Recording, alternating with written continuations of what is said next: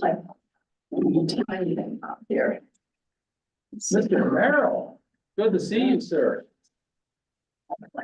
Okay, I'm gonna call a meeting to order. It's 5:01.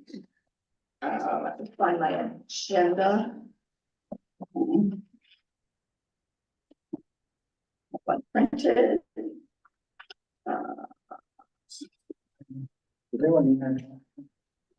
Let's do introductions around just to make sure. So we'll start with you, Jigs. Jim McCall, Rockingham School Board. Bill Morris, Bellows Falls resident, Rockingham School Board. Thank you. Jim, you want to introduce yourself? Jim Mazzina, trying to help out in the finance area. Doing a great job. Okay, I'm Priscilla Lambert, Chair.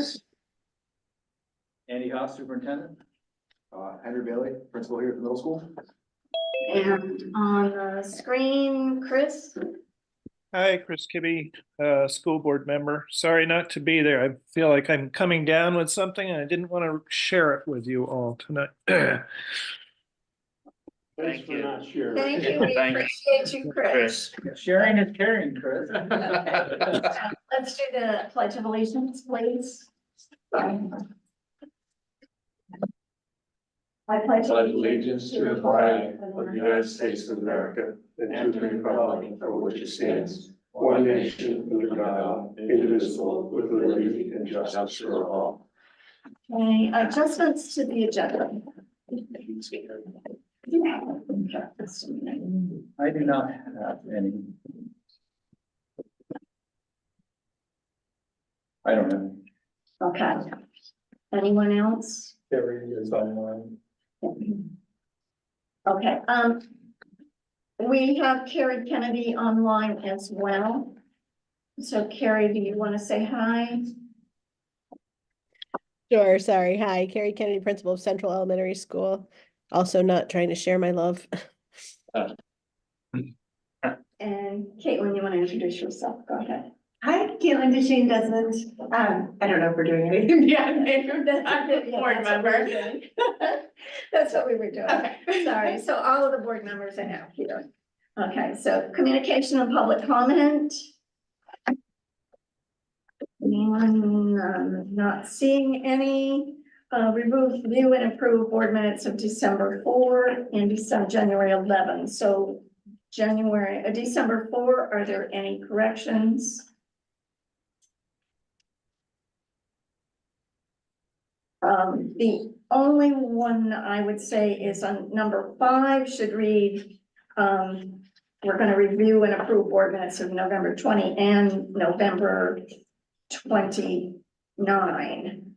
The second place, we corrected it in adjustments, but we didn't correct it on number 5. So if we can correct that, that would be good. And we did approve the ones for the 20th and the 29th. And anything else anyone sees for the December? If not, we'll approve those with that correction. January 11th, any corrections?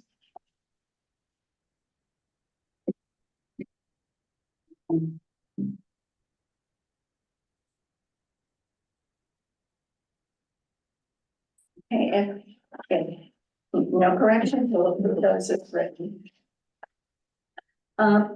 We have principals reports, and I'm hoping that all the board members have read the reports so that if there's any questions. So, If I may, Yes. Laura Hazard did, texted me, she, just because the detour is running a few minutes late, so she might be popping in here, just so you're aware. That detour coming down from, Saxon's River down to, your Gageville is just kind of keeping quite a few of us held up here, so that's certainly understandable. Okay, Chris, do you have any questions on the principal's report? No, Okay, Jim, you have any questions? No, I did not. Okay, I Bill? appreciate it. No, Chris. Okay, and I'm all set with that. We really appreciate your reports. Thank you so much. Building and grounds, Chris and Jim McCall, if you give us just an update. That's the tour that we did. Yes, we met as a board on December 15th, toured our three schools. And in general, we were, at least speaking for myself, we were all pleased with the general upkeep of the schools. The principals had an opportunity to review certain items that were of concern to them. And as I think most people know and will hear, we have a number of initiatives that are going on or will be going on in the next couple of months, using both ESSER funds with a roof work at the middle school and central school, a new and improved cafeteria at Central, and a new public opening of the Saxon River School. So, and then there'll be some other projects that will be funded with local funds, reserve funds, and they will begin hopefully later this spring. Great, thank you. Chris, do you have anything to add? no, I thought that was a very good report from Jim. He kind of covered everything. Thank you. Any of the other board members? Priscilla, could I just make a comment and do a correction? So we had reported to you on the PCB's findings, the air sampling here at the middle school. And I think I had reported out, it was the choral room or the chorus room. And it was room 308, which I didn't have a map in front of me when I was trying to get the information out, and was also going on a voice message I had from the gentleman who sends the letter. And in his voice message, he said room 308 choir. And I don't know if the voice message, the way it picked it up, transcribed it differently for some reason. 308 is the safe. So it's the original safe that was used to be in the admin office. And it's now in the nurse's office. So It's still in the same place it was. they didn't move it. Yeah, they didn't move it. I guess it was a little This heavy. thing isn't going anywhere. Yeah. Well, I just wanted to point that out because it's not an area that students are accessing or anything like that. So we just wanted to correct that. I did have a quick chat with Miss Smollier and did let her know that I gave her the wrong information, so she's gonna make that correction. But just wanted to get that out there because thankfully Rick Schumann caught my error, so.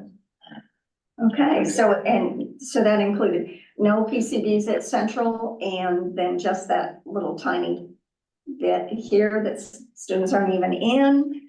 And Saxon's River is not until 2026. 25. 25. 25. Okay, 25, okay. And there is discussion at the Montpelier of putting some kind of a pause on it, so I don't even know. It just being very clear that I don't know if Saxon's River will be part of that testing, so. And do or not, okay, so at the earliest, it would be that time, so that's good to know, and so that really helps our parents feel really comfortable. I know I was delighted to hear that kind of a report. All right, so now we're on old business, a review and approve the warnings. And in order to do that, I think we need an exact amount of what is available for us to look at the expenditures and the capital improvements. So was Ron going to Ron report is out on that for us? So.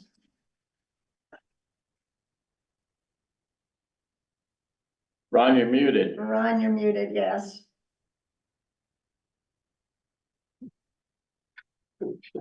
No, we Listen, can't. I'm sitting in my car and it's about 4 degrees. And if you hear the wind blowing through the windshield, I am literally late getting to the parade, folks. Sorry, but you're gonna have to put up with my technology and geographical challenges right now. Okay. So, Jim, do they have a copy of all the, for lack of a better word, kind of where we were last meeting and the math that we've put to it like we said we would, Jim? Yes. yes. Yes, we have that. Out to us. So I'm going back to, and I believe Jim, had brought this comment up, with the, just to kind of like clarify where we were last time. A couple of talking points were, is that, I was under the impression that the surplus was in the 6/30/23 calculations for the SU going back to Rockingham, even with the new math. That didn't happen, you guys, until August of 23. So as Jim said, that was distorted. Without that, well, we've gone back and confirmed that, added that surplus in, even though it happened at the end of the first of the year, to put that math in to really kind of give you what the balance was, as of 6/30/23 with that surplus. And one of the other things that I had said is after we kind of like spent and math the 1,000,007, the 1,120,000 left. I had said I still believe that there's some of that left, even with all your guys' assignments, going forward. And what we've done is we've kind of put the math to all that. So in addition to all your assignments, what's left is 220,113 of that 1,120,000 and Rockingham surplus of 575,822, which is its share of the SU surplus as of 6/30/23, which leaves you guys with about $796,000 of surplus at 6/30/23 with that SU distribution. And when talking with Jim, we understood that you guys were considering using another 350 to reduce a future, future budget for the school. So even with that, you guys, if you use another 350, you still have $445,000 left of fund balance in addition to the money we've got socked away. And I think Jim's confirmed that. Jim, we landed at what, about $1,850,000, I think, on 6/30/23 for capital reserve. Yes. For capital reserve, Capital yes. reserve. Yeah. So you guys got about $445,000 not assigned to anything right now as we sit here and speak. I have a question, Go ahead, Chris. and maybe I'm sure there's an explanation for this, Jim. So I was comparing the spreadsheet you did some time ago with all the articles on it, Yeah. which, and checking them off on this sheet that you just gave us. What happened to Article 8 on the 3/1/22? That was a 315,156 for reserve capital improvements. That Chris, that went into what I show. Capital reserve. Right. Capital reserve isn't part of these numbers here, Chris. Correct. Correct. That's a separate column. All right.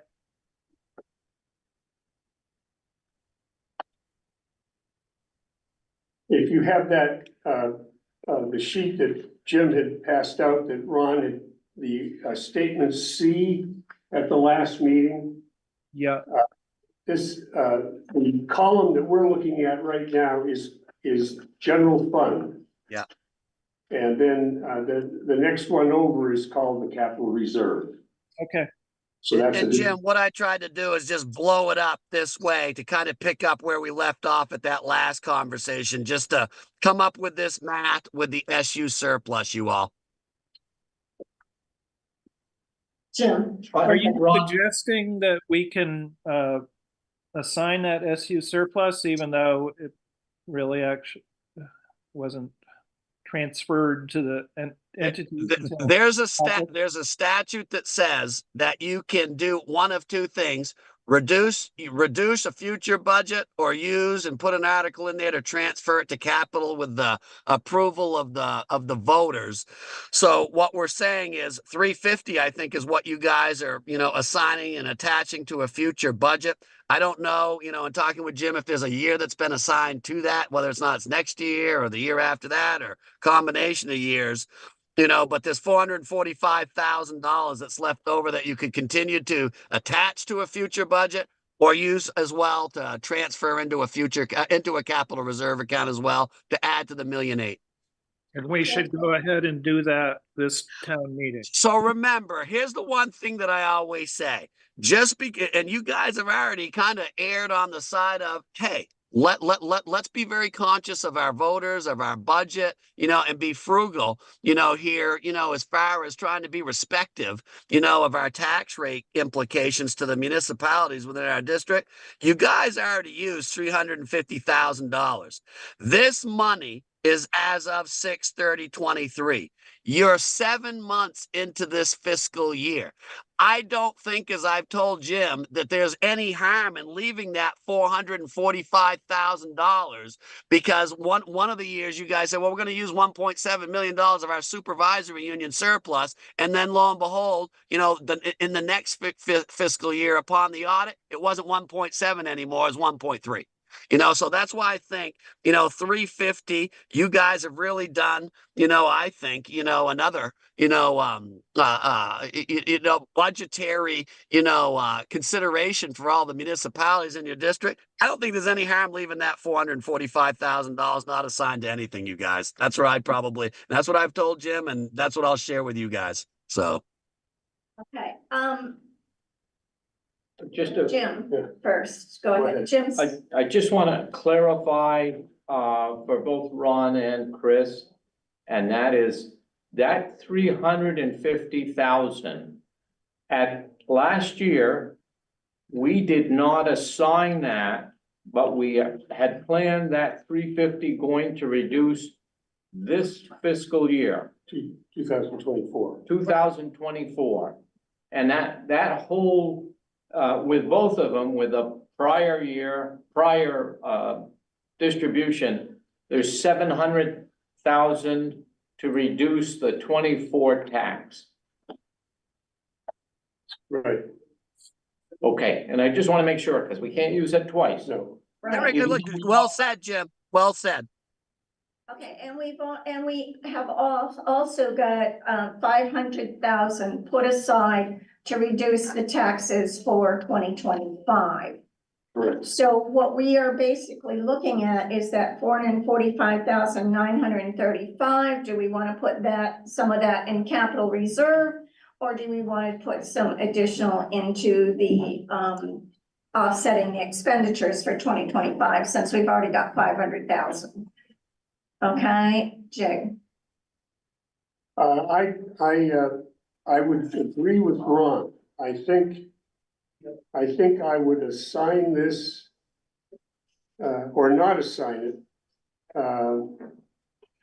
And I have, for the following reasons.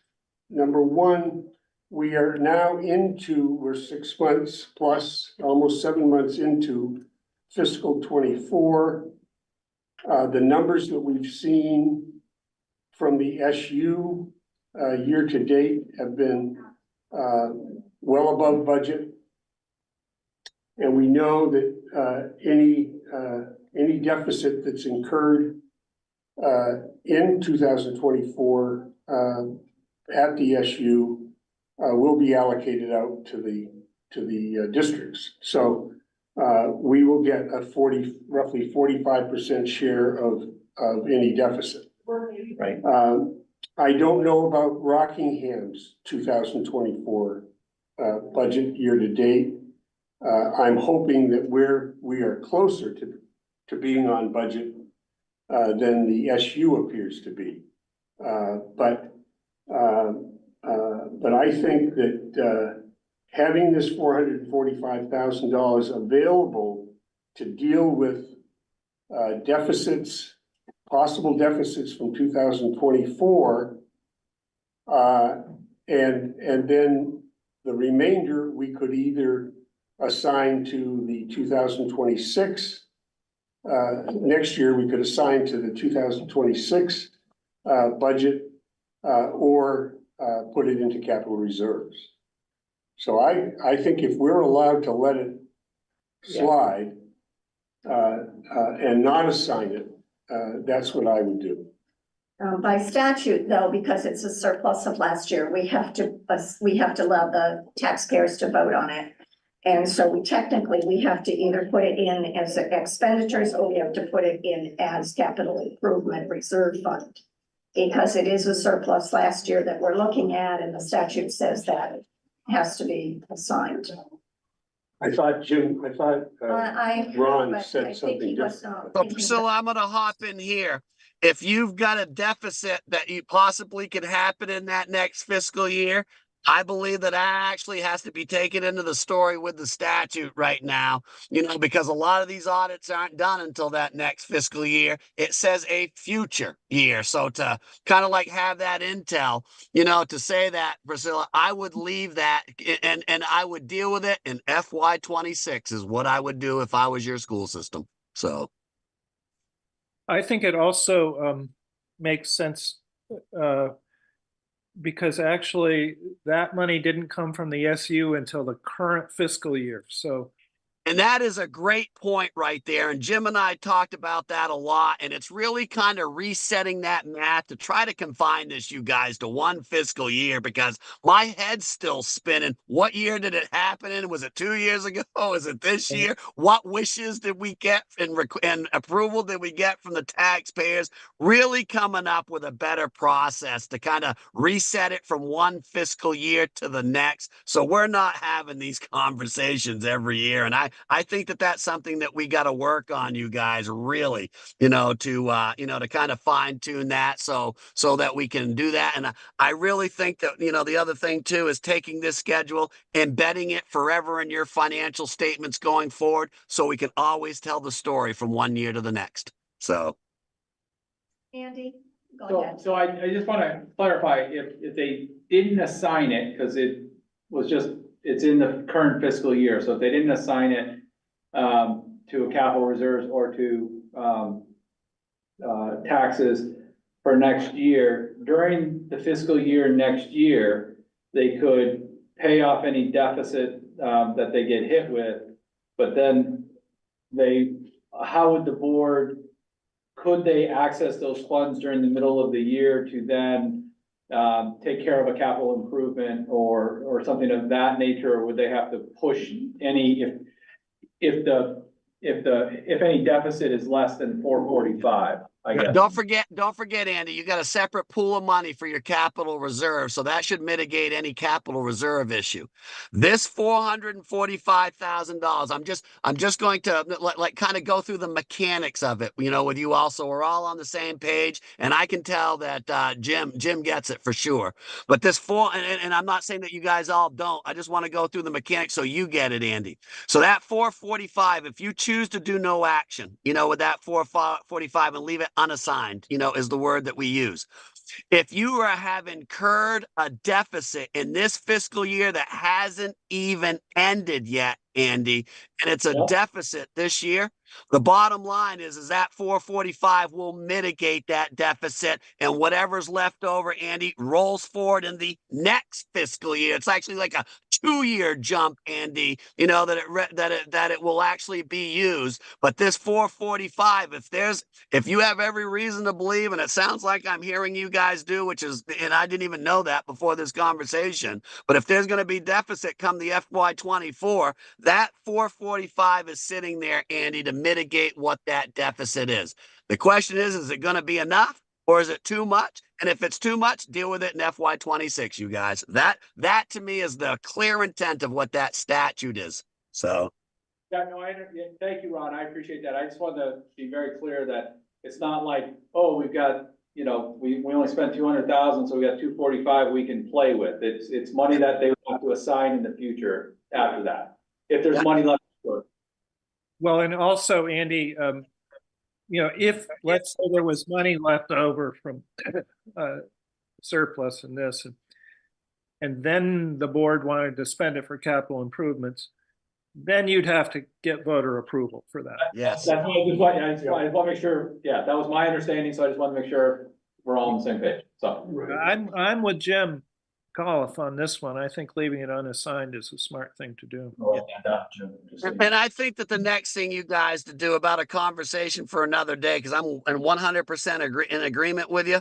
As this math, if you reset this every year, and if this math changes every year by maybe you add to this 445, maybe you don't add to it, maybe you use it all.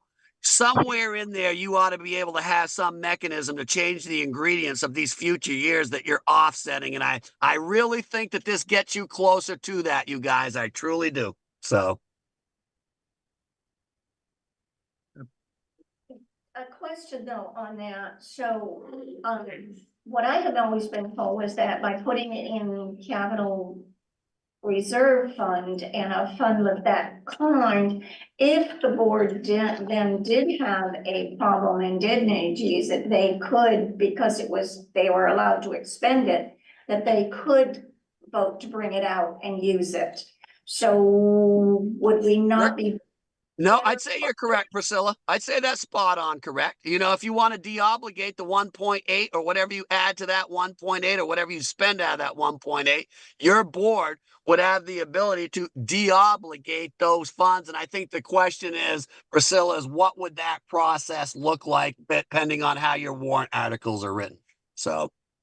Well, so if we put this money in there, then we could bring it out of there. Problem is though, Priscilla, if you put it in there and you know you're going to need it to fund that operating deficit right now because your SU is kind of indicating that it's in the hole, you know, this year, and there's really no path getting out of it. And maybe Rockingham is following suit, maybe not as bad, don't know. I wouldn't do that, Priscilla. I wouldn't move it in there knowing that I'm going to probably have to move it out of there, Priscilla, in a period of time. And that's why I'd say leave it. Just leave it right there. Because we don't know whether we would have a deficit, honestly, but because our you've budget is up this year much more than last year, so I'm thinking we might not, but I'm willing and open to doing whatever people feel is the best thing to do. Well, you've got Ron, Jim, and Chris that have said that's the way to do it, so I would say. Okay, Bill, Priscilla? how do you feel? I would go with our budgetary, our finance advice. Okay, and Caitlin? Yeah. Okay, that makes it pretty easy for our, warnings, if we're kind of all in agreement that that's what we're going to do. We have do we have a sample of the warnings? We can just, Got it right up. I pardon? mean, I have it right in front of me, yes. Okay, we won't be using Article 3 and we won't be using Article 4, so we would redo, Article We're taking 5 out, to be number 3. you're eliminating Article 3 and 4. That's what the board just kind of like Just wanted to- consensus agreed to do. I'm at just this saying it out point. loud so that so you would have Yes. Article 1, 2, and 1, 2, 3. And 4. Does anybody else need a copy? Yes, please. All right. Thank you. Sorry. Oh, sorry. Was it in email? I might have just missed that. No, thank you. Are you guys all set with me? Pardon? Are we good with Ron? Ron You guys Johnson? all set with me? Yes, thank you, Ron. Thank Listen, you Ron. guys be well. Take care. Thank you, Ron. Ron. Do we have a electronic copy of those warrants that I can look at, or is that, I mean, it's not necessary, but it's a pain in the neck, but. I think they'll send you one. I will also read it so that it's clear. I'll email one right to you right now. Okay, Give me the a sec. legal voter warning for articles for Yeah, Rockingham Town Meeting, March 4 and March 5, 2024. The legal voters of the Rockingham Town School District are hereby notified and warned to meet in the lower theater of the Bellows Falls Opera House in said town on Monday, March 4, 2024 at 7 p.m. to act upon all articles for expenditures of public funds. Then to adjourn on March 5, 2024 to the Masonic Temple in said town at 8 a.m. to vote by a straight ballot on Article 2. Yes. There's some discussion as to whether the meeting is going to be in the upper theater or lower theater, because that's being reviewed, the location of the town meeting. So I'm just saying that could be changed from lower theater to upper theater, just so you know. Let's leave out lower. Can we just leave out lower? We're gonna meet in the theater. Good idea. Yes. Okay, so we'll take out lower and just leave theater at the Bella Falls Opera House. March 4th, thank you, Bill. Article 1 is to hear the report. We do not have to elect a moderator. The moderator is elected by on ballot on March. At the March meeting, at the voting there, and it was elected last year, so we already have a moderator. Article 1, to hear the report of the Rockingham Town School District officers and to take action thereon. Article 2, shall the voters of the Rockingham Town School District approve the school board to expend the sum of $10,783,247, which is the amount the board has determined to be necessary for the ensuing year, in parentheses, Australian ballot. And Article 4 is to transact any other proper business to be brought before the town school district meeting, approved by the Rockingham. Did I skip one? You I skipped skipped Article 3. Shall the voters approve an annual compensation to school directors in the amount of board chair 800, board members 700, and treasurer 500? That is the amount that was in there this year, and so we just put that in there. Is that comfortable with the board members? If there's any change, or leave that as is. Comments, guys? That's fine. Okay, all right. And Article 4, transact any other proper business to be brought before the town school district meeting, approved by the Rockingham Town School District Board on January 23, 2024. Can I have a motion unless there's anything else that you want to add to that? Well, Again, would you please review briefly with me why it's $575,000? That's out, that's Out. that's all out.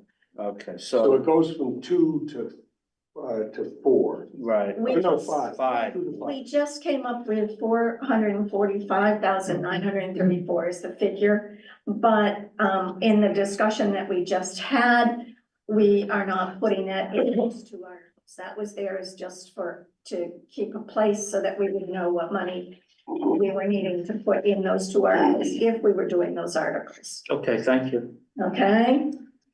All right. I'll make the motion to approve the warning with the corrections that have been made. Okay. Any discussion? All right, if not, Chris, how do you vote? Yes, Jim? Yes. Bill? Yes. Caitlin? Yes. And I vote yes, so that was unanimously approved. Okay. So what I can, other thing, You need. I can try and get it printed here. Printed I was for having us. problems printing at the high school yesterday.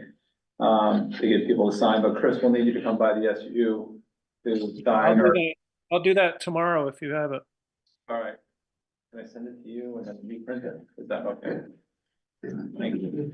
Thank you. Yes, if you can do that, we Yeah, can because sign. everyone If wants to not, hear it, yeah. we'll figure out some way of signing. All right, the next thing on there is to review the year informational.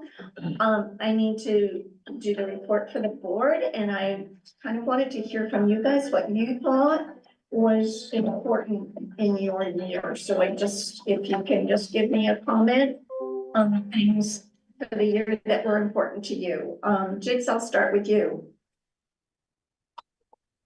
Well, I think it was I would describe it, I guess, probably thought as a transition year.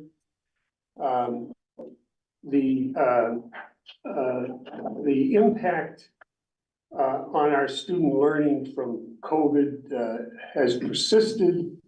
And I think the administration has worked very hard this year, both at the SU and in our buildings to refocus on instruction, effective instruction for all of our kids. And I think that, that's a work in process. And, in our preparation of the 2025 budget, we took that into account, this board. We chose to include, in the 2025 budget, 3 positions that had been ESSER funded. And I believe that those 3 positions are crucial to continuing the remedial work that's being done in our classrooms, in our 2 elementary and middle school. That resulted in a budget for next year of an increase of 5.2%. Obviously, that was also significantly impacted by the increases from the SU. But the sum and substance of that is that we are now looking at a homestead tax rate number that appears right now, given the yield that Jim has provided us, to represent between a 14 and a 15% increase to our taxpayers in the homestead tax rate. I'm not sure what the impact is on the non-homestead. But that also is affected not only by our budget increase, but by the implementation of Act 127 and 173 by the state. And the numbers that we've been given, preliminary numbers that we've been given are depressing because although the act says that they're going to increase your ADMs or your student counts based on helping to educate children that have difficulties, they managed to completely eliminate any reference to special ed. And for 99.9% of us in Vermont dealing with school budgets, that's the proverbial elephant in the room. And unfortunately, these numbers, as I said, both the yield and the ADMs that they've assigned to Rockingham are creating, I believe, at a time when we've been very conservative on our budgeting process, where our taxpayers are going to get hit by what's going on at the state. And I hope our legislature will address this in the coming months. And when the ultimate yield is set, sometime in June, I suppose, that this impact on our taxpayers won't be as great. But it's a concern, and I think. So anyway, I probably said too much, but like I said, I think 24 was the current year is a year of transition, and I think 25 is going to continue that transition, and then I think we're going to have to take the training wheels off, and get back to what we're trying to do here. So anyway, Probably. Bill? Just to reiterate what Jim said, the only thing I could add, it is a transitional year. It is academically and socially for our students because of the situation they were placed in during the pandemic. Also, we have new and better leadership at the middle school. We're strengthening the resources at both Saxons River and Central. A lot of positive things happening. The only thing I would add is I've been in touch with our state senator Nader, Singh, who's, on the education committee. And, if it's okay with the board, I'll just reiterate basically what Jim has said as far as our concerns as to how hard the taxpayers are going to be hit. And, so that there's a connection between what we're seeing and what our legislators, not just Nader, but Leslie Goldman, to what we're seeing here when we look at our finances. Thank you. Caitlin? Yeah, I think I'll echo Jacksonville obviously has been a major transition year, not just in terms of kids kind of going through what they're coming out of with COVID and the impact of now being in school full time for a couple of years and seeing what that shakes out to academically and socially, but also because of the financial transition as we have a lot of federal funds that are leaving the budget. And so I think I would just say I'm really proud of and grateful for the work that's being done to equip our students and our schools to navigate that transition. I think, like Jakes, you've said, there's an investment that the board and the SU have decided to make in positions that will address not just the learning loss that students have had, but I think accelerate learning for all students. The practices that are being put in place, I can speak specifically professionally to literacy, they lift all boats. So I think that what we see in our district is going to be really beneficial for all of the students and then all of the people in our community, because if you have strong students and you have strong academics and you have strong life outcomes for all of the young people who are in this community, they're going to stay and they're going to be able to support all of the people in this community. So I think that this has been a really significant transitional year, and it also, I think, has been navigated with grace by especially the administrators and the staff in the building. So I'm grateful for that. Thank you. Chris? Eloquently put. I think also, even though a lot of the projects haven't happened yet, we're on the eve of a number of capital improvement projects, the ESSER funds and Andy's. It's been tough, but Andy has really done a good job of lining those up, and we're going to see those in the next few months. I guess the thing I would add to the financial discussion is the common level of appraisal is killing us. It's an important factor in the tax formula, and the coefficient of dispersal is already triggered. We're already required to do a reappraisal, and I hope the listers will move with all possible speed to work on that project, because so long as the CLA is as out of whack as it is, it's really costing us taxpayers a lot of money. That's it. Thank you, Chris. Yes, because of our 5.2% tax rate, they are the legislature is setting up a committee or a group to look at any school district that has more than 5%, and it's going to review our budgets, make sure that they're in line with our needs, and see whether we are being careful, because they are believing that some districts are inflating their needs and inflating what is going on there. I know we did not. I know we were really careful. We put in what we felt was essential for our schools and essential for a good education for our students. And while we were still trying to be fiscally as responsible as we could be to taxpayers. That was a hard thing to do. The governor in his speech today talked about the fact that he wants us to look and address literacy. We're doing that. That is part of our plan and part of exactly what we're doing.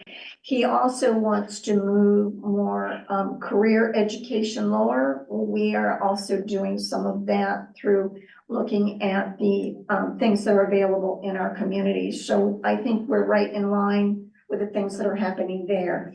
He talked about CPEs. Well, CPEs are actually continuous professional educational plans that and credits that people take. So I'm not quite sure what he meant with, getting that down to our elementary level, except that he was just looking at it as providing some kind of, career type thing at that level as well, and he was using it in that manner. So those are all things that are really important, and I think our board has done a fantastic job with being aware of what's going on in their schools, thanks to our 3 principals who have always been there for us and are providing all of the insights in what's going on in their programs.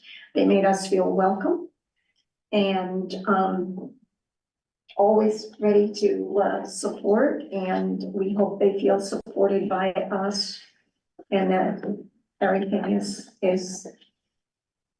good for them for the next year. We know that's going to be a tight budget for them also, but we feel that they can successfully navigate this. Andy, do you want to add anything? I had a question on what you said, Yeah, Priscilla. just as that. No, I just wanted to clarify, I wanted to double check with Jim here, on my thing. I think you said a review, if you go over 5%, the review is if you go over 10%. The letter that we got said So- 5. So I just so- want, cause I'm on that task force I think it's over, if you go over 10%, but I just, that, other than that, no, so. Yeah, the one I read yesterday, was pointing to the 5% because they're saying that because the 5% is the cutoff where, they are going to be responsible for not I could've making missed that come something. back to us, so, you know, Yeah. I'll check it out again, but that was what was in the letter that came, so, maybe the person also is quoted in the letter, we'll see. We'll see what happens. Andy, also, the 5% level is before CLA, am I correct? Correct. Right. So, and people out there who are listening need to understand this, that this leveling occurs if your tax rate is going up over 5% before the CLA calculation. Ours skyrockets after the CLA calculation, and there's nothing we can do about that. Yeah. Thank you for that comment, Chris. Appreciate that. Bill? What is CLA? Common what? Level of appraisal. Right. It's a multiplier used in the tax formula. So it's a very important level. When your homes in a town are correctly appraised, meaning that the CLA is about 100%, it just multiplies it by 1. But when it drops, as it has down into I think it's around 86%, then it's used and it increases our taxes. It doesn't trigger, CLA no longer triggers reappraisal. It's now a coefficient of dispersal that triggers reappraisal. But What's interesting, I think people should keep this in mind. And unfortunately, Chris, the state has assigned our appraisers or our listers to the year 2025 before we can reappraise. that isn't So what we're they gonna told be- me. I talked to our person at the state, and they said we should be going ahead. His name is Cy Bailey. He's the Department of Taxation. There's no reason to wait. Okay, Yeah, but no, wait a minute, but here's the thing. Our comparable appraisal has gone down by 10% roughly. We're at 75% of 0.75. Many of the other towns and cities in the state have also a very low CLA. True. Yep. Okay.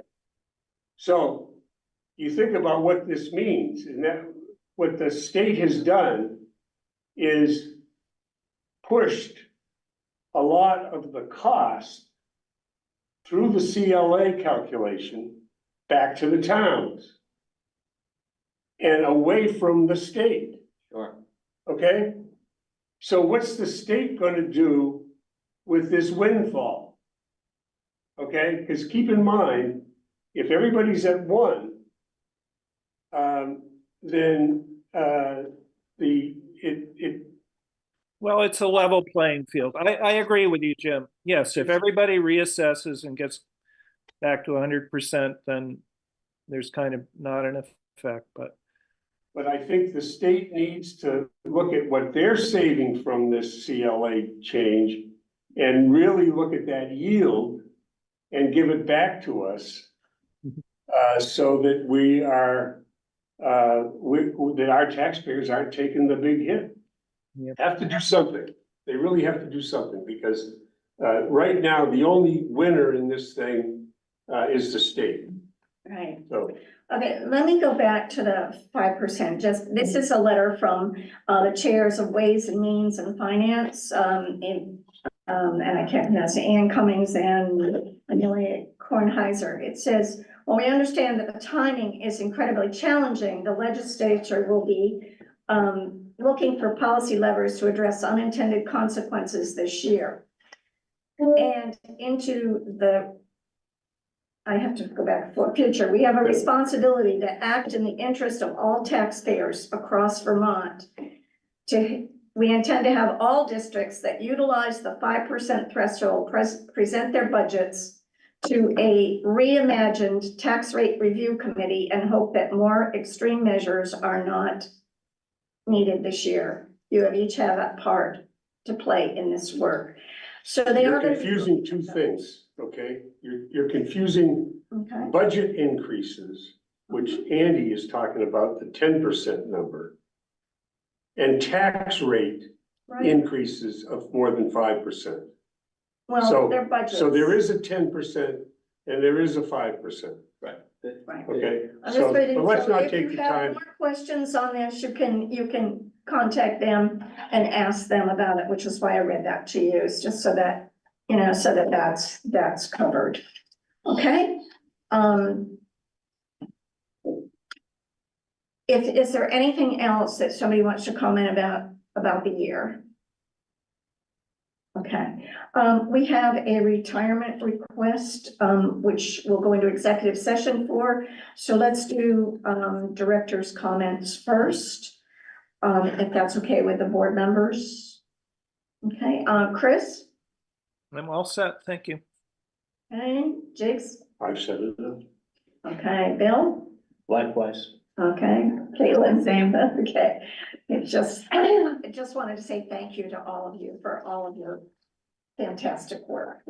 And I'll entertain a motion to go into executive session. I think Carrie and Laura, you're all set. If you want to, we appreciate all that you're doing. Thank you. Thank you. Have a good night. Thank you. Feel better. Feel better. Yeah. Could we, Thank you. Pardon? could we invite Megan to stay? Would that be okay? Megan McFarland, my assistant. Oh, yeah. She's on there. Can she stay for executive session? You're right there. Right over here. Under Chris. Who am I asked? Megan. Yeah. Absolutely. She's administration. Hey, guys. Can we have a motion to go into executive session? Bill has moved that we go into executive session for a personnel matter, which premature judgment could place the board or the person at a disadvantage.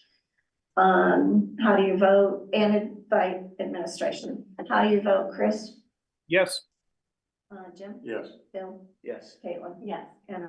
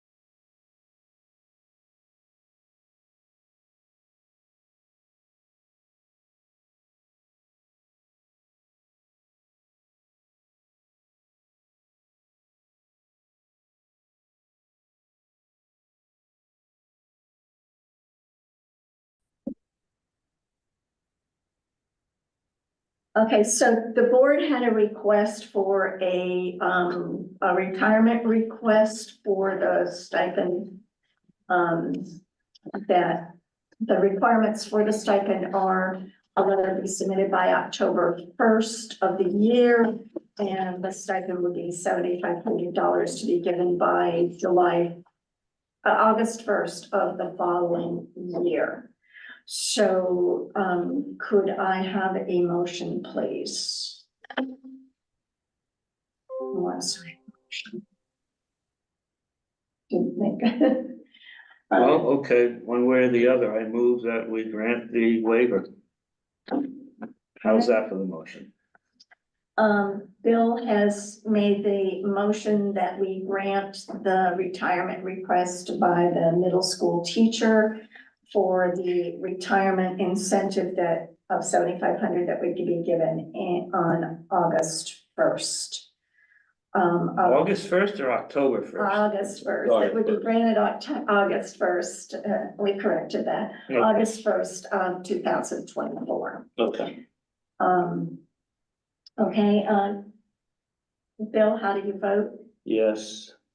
Jigs? No, Chris? No, Caitlin? Can abstain. You can. But that means that, okay.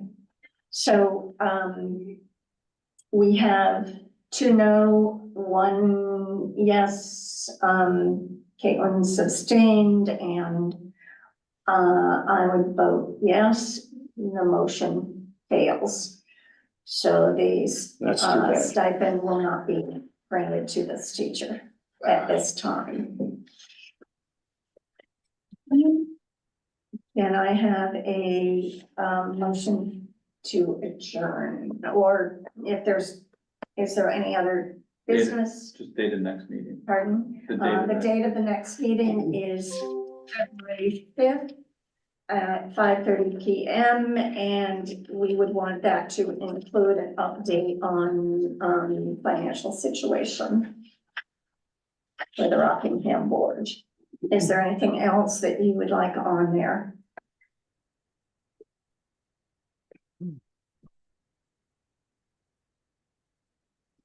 I can't think of anything right now.